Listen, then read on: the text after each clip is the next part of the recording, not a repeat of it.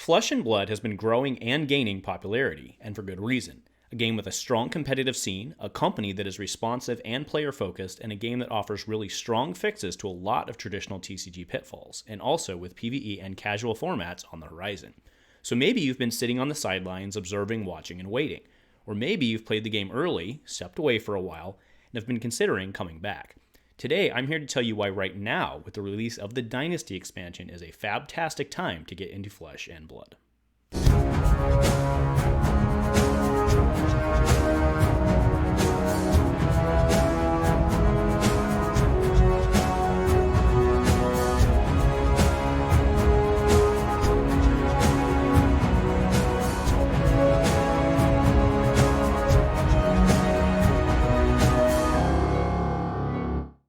A huge shout out to our channel members for supporting what we do here. If you want to get involved with the channel and the Dice Commando community, please consider joining as a channel member. Remember, these videos are only possible with your support. You can show that support with a like, a subscribe, and by leaving us a comment and sharing your feedback. Community first, and go Commando. Hello there, Fab folks, and welcome to Dice Commando and Go Again, a fabulous cast where, yes, we discuss all things Flesh and Blood. Today, I'm trying to sell you on why right now, or rather in about a week and a half with the release of Dynasty, is a fantastic time to get into the game. Speaking of the Dynasty release, if you haven't yet pre-ordered or picked up your product, consider checking out my LGS Gongai Games. You can use code COMMANDO10 at checkout for 10% off your purchase. Not just a Flesh and Blood, but anything on that storefront. I see no kickbacks from that, but it's just going to support a great LGS who really cares about its community. So yes, Dynasty hit shelves on November 11th, and this offers a great starting point for a lot of players. Now, a lot of times when we talk in the TCG world about a good entry point, we like to point to like a $20, $30 product, like an entry-level type product, right? And while yes, these are fantastic products to get someone playing, they often only really just serve to whet the palate or set the hook or whatever other metaphor you might want to use. Flesh and Blood, of course, has these type of products, most notably the Blitz decks.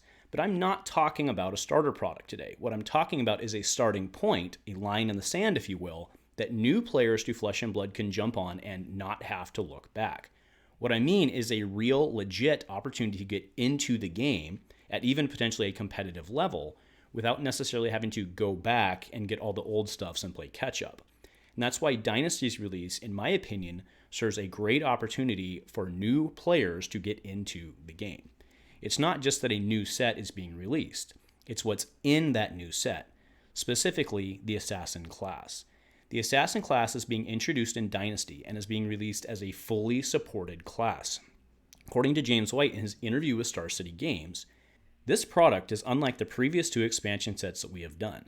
Dynasty has what we refer to as a complete class map in it.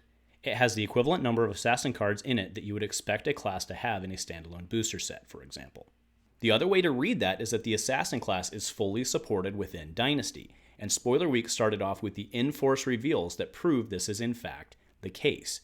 This means that you can almost focus all of your buying power on one set, a fresh starting point, if you will, for someone who wants to pick up and go deep into the new class. If we look at some of the cards, it has a Majestic headpiece, which means you don't need Crown of Providence or Skullcap.